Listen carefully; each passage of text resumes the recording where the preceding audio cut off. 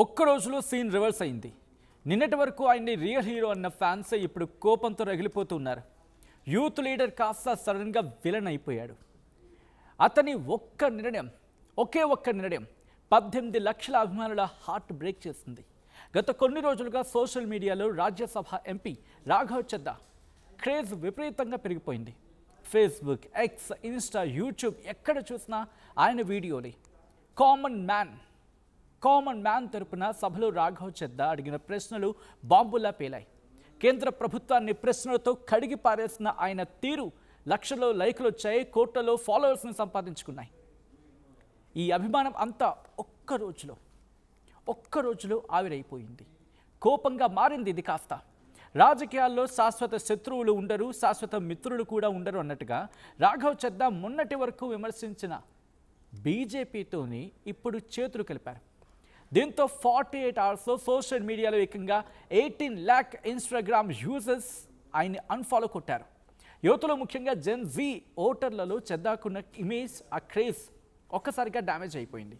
రాఘవ్ చద్దాను రాజ్యసభలో party whip పదవి నుంచి ఆమ్ ఆద్మీ పార్టీ తొలగించింది. కొన్ని రోజుల పాటు ఆమ్ ఆద్మీ వర్సెస్ రాఘవ్ చద్దాగా మాటల యుద్ధం కూడా జరిగింది.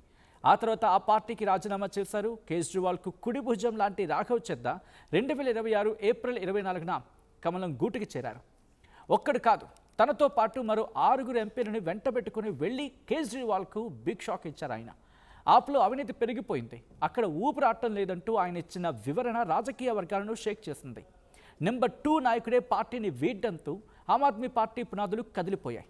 పార్టీ మారకముందు ఇన్స్టాగ్రామ్లో రాఘవ్ చద్దాకి ఏకంగా 1.46 crores ఫాలోవర్స్ ఉండేవాళ్ళు. 1.46 కోట్ల మంది ఫాలోవర్స్ ఉన్నారు. బీజేపీలో చేరిన వెరీ నెక్స్ట్ డేని ఏకంగా 10 లక్షల మంది ఆయన్ని అన్ఫాలో కొట్టారు. ఇక 48 అవర్స్లో ఆ సంఖ్య ఇప్పుడు 18 లక్షలకు పైగానే చేరుకుంది. రాఘవ్ చద్దా అన్ఫాలో క్యాంపెయినింగ్ కూడా ఇంకా కొనసాగుతూనే.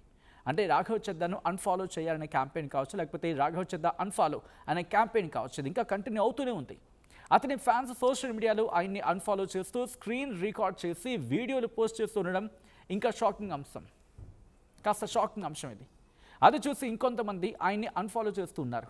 ఇన్ని రోజులు కేంద్ర ప్రభుత్వాన్ని ప్రశ్నించి ఇప్పుడు మళ్ళీ వాళ్ల పక్కనే చేరడం ఏంటి అంటూ నెటిజన్లు షాక్ అవుతున్నారు.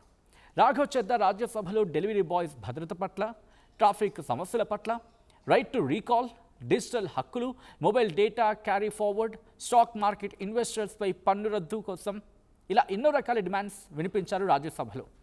ఒక మిడిల్ క్లాస్పై ట్యాక్స్ బాదుతున్నారని ప్రభుత్వాన్ని ప్రశ్నించారు కూడా.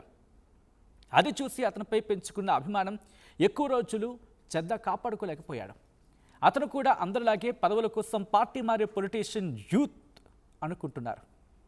పదవులు రావచ్చు, కానీ ప్రజల్లో ఉన్న క్రేజ్ పోతే మళ్ళీ సంపాదించడం కష్టం.